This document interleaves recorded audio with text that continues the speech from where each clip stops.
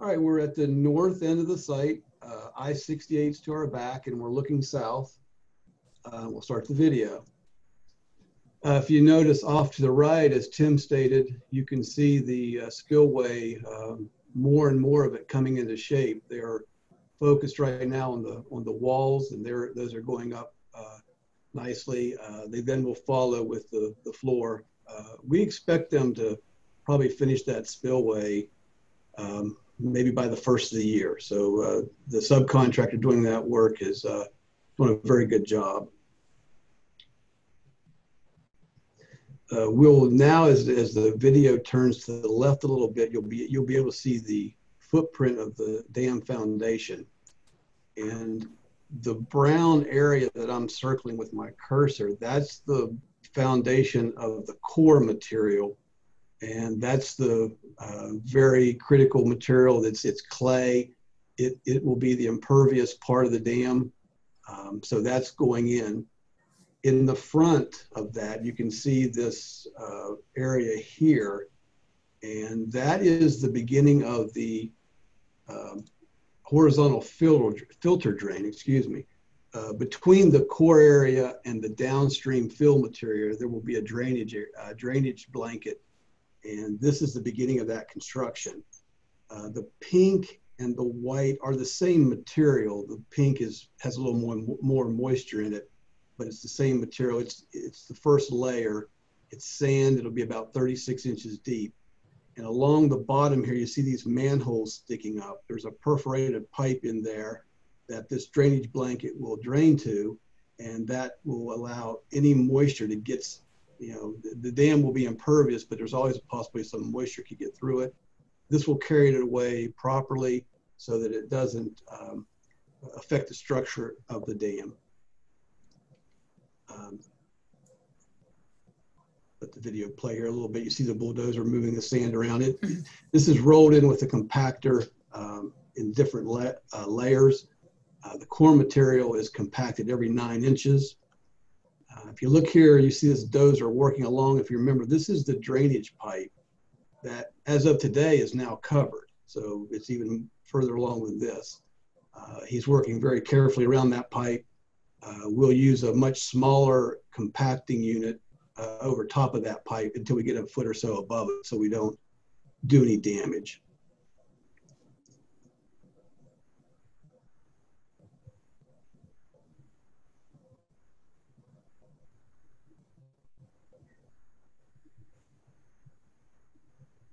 Now, these are all available on YouTube.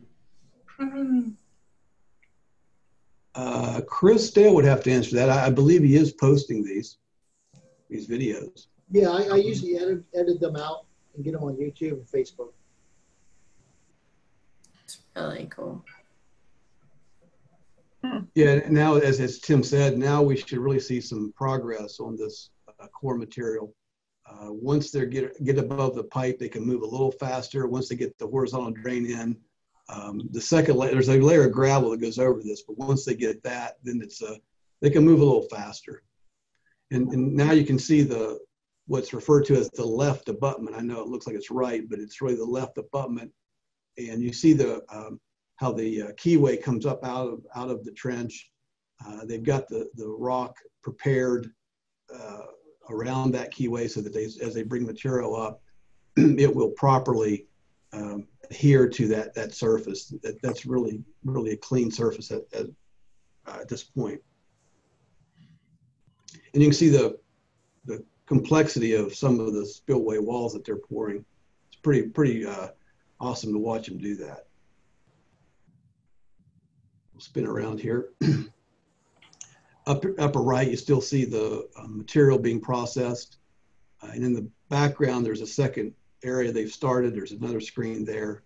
So they're ramping up their material production. And we'll swing around to the right abutment. You also can get a better look at that pipe and how the core material is coming up around it. Same thing on the right abutment. They've got the keyway ready and the surrounding rock ready for material. Again, this is the intake tower, and I will point out that eventually a pipe will come out of the bottom. The 48-inch pipe will come out of the bottom, turn, and come into this pipe that's there now. That is the drain pipe from the dam once it's operational. And you see there's 1, 2, 3 intake ports up here. And there's also a bottom drain that normally will be closed, but that's how we will get water into the tower and out through the pipe and eventually to the water plant. Are there valves in there that basically allow you to control the water outtake? Yes, all of these intake ports that I mentioned have control valves, or have valves that are operated from the structure. You can open and close any one you want. So yes, the answer to that is yes. And then downstream, there also will be valving that we can discharge water directly to the stream if we want, or what we would normally do, directly to the water plant.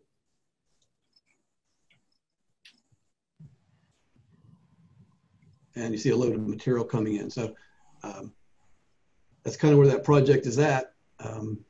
We're excited where we're at, and hopefully we have some more good weather and we can get some fill in the ground now.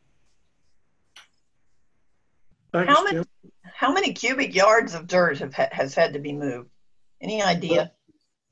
I'd have to get that for you, but to give you an idea, the total material is about half a million cubic yards of dirt will go into the dam. Wow. And it will all come from one site. Wow. Very impressive operation. Yeah, it's interesting to watch. As an engineer, it's really fascinating.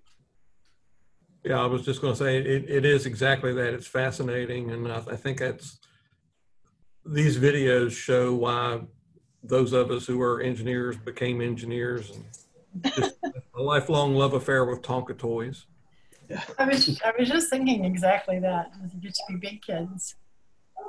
The other thing too is that it's an earthen dam, which is very different than it would be to pour a concrete and the whole business of just building it there. I just find that whole process of compaction and movement fascinating.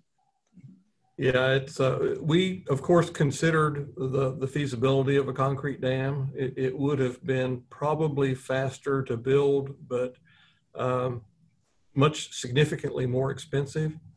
And you know, there's something just ecologically, environmentally appropriate in terms of an earthen dam constructed of all native materials taken from the site and not having to be imported.